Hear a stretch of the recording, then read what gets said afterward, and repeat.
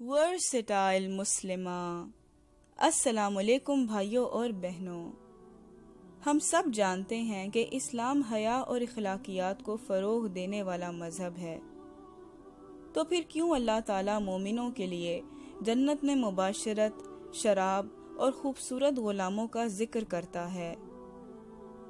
سب سے پہلے تو آپ یہ جان لیں، جن غلمان یا ولدان کا اللہ تعالیٰ نے قرآن میں ذکر کیا ہے وہ محض خدام ہوں گے جو اللہ کے مہمانوں کی خدمت کریں گے۔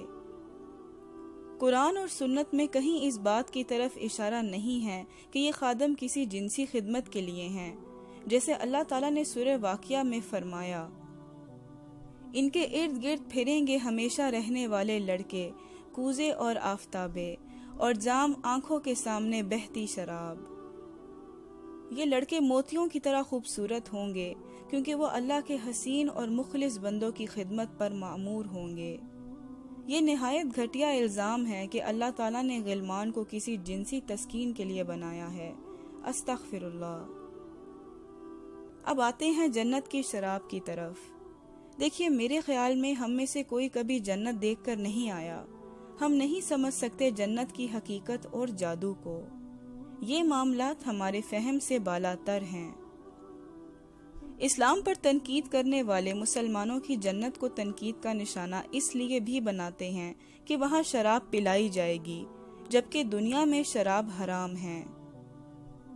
دوستو، آئیں جانتے ہیں کہ دنیا کی اور آخرت کی شراب میں کیا فرق ہے۔ دنیا کی شراب منفی اثرات رکھتی ہے، یہ بد ذائقہ ہے اور ذہن کو ناپاک کر دیتی ہے، جبکہ آخرت کی شراب پاک، تازہ کرنے والی اور نشے سے صاف ہے۔ اللہ سورہ واقعہ میں فرماتے ہیں، نہ اس شراب سے ان کے سر دکھیں گے، نہ ہی ہوش میں فرق آئے گا۔ میں حیران ہوں کہ کفار دنیا کی غلیظ شراب پیتے ہیں اور پھر اس کے زیر اثر ہر بے حیائی والے کام میں حصہ بھی لیتے ہیں، لیکن اس کی خیر ہے۔ پر جب مسلمانوں کو شراب دی جائے، وہ بھی جنت میں، تو ان کو اعتراض ہے۔ بھلا یہ کیا منطق ہے؟ کیا یہ ناانصافی نہیں؟ اب حور العین کے متعلق بات کرنے سے پہلے میں چاہوں گی کہ ہم سب خواتین اپنے مردوں کو داد دیں کہ اس بے حیائی اور عریانی کے دور میں جہاں شراب اور زنا کو گلیمرائز یعنی اچھائی اور بڑائی کا کام بنا کر پیش کیا جا رہا ہے، کیا مسلم اور غیر مسلم میڈیا کے ذریعے ہمارے مسلمان مرد اس گندگی سے نہ صرف لڑ رہے ہیں بلکہ اپنی حیا کی حفاظت بھی کر رہے ہیں؟ ظاہر ہے میں ہر مسلمان مرد کی بات نہیں کر رہی، کیونکہ گندی مچھلیاں ہر معاشرے میں ہوتی ہیں، مگر زیادہ تر مسلمان مرد اپنی زندگی کا ہر لمحہ زنا سے لڑتے ہوئے گزار رہے ہیں۔ یہ ہر جگہ ان کو دکھایا جاتا ہے، ان کے موبائلز میں، اشتہارات میں، فلموں، گانوں اور ہر جگہ۔ ہمیں اپنے مردوں کی تعریف کرتے ہوئے ان کی حوصلہ افزائی کرنی چاہیے۔ اللہ تعالیٰ جانتے تھے کہ مردوں کے لیے ہر جگہ شدید فتنہ موجود ہوگا، تو اس رب کریم نے اپنی حکمت سے خوبصورت کماری لڑکیوں کا ذکر قرآن میں کیا جو اہل جنت کی منتظر ہیں۔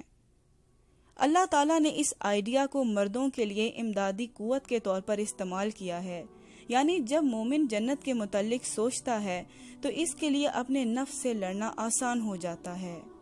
آپ یہ جان کر حیران ہوں گے کہ ماڈرن اور قدیم عیسائیت سیکس یعنی مباشرت کو ایک گندی اور شرمناک چیز تصور کرتی ہے، اور وہ مانتے ہیں کہ کسی نیک انسان کو اس کی ضرورت نہیں۔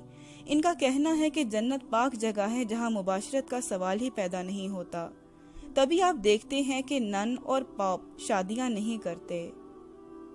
اسلام دوستو ایک اعتدال پسند مذہب ہے۔ ہمارا خالق ہماری خواہشات سے واقف ہے۔ اس نے دنیا میں حلال مباشرت کو جائز کیا اور آخرت میں مرد اور عورتیں دونوں سکون بخش مباشرت کا لطف اٹھائیں گے۔ آخر میں اپنے نوجوان بھائی بہنوں سے کہنا چاہوں گی کہ اپنے دین کو پڑھیں، اس سے پہلے کہ بلا وجہ کے شکوک و شبہات آپ کا ایمان برباد کر دیں۔ اللہ کی حکمت پہ بھروسہ رکھیں، بے شک ہم اسی کے ہیں اور اسی کی طرف لوٹ کر جائیں گے۔ جزاک اللہ۔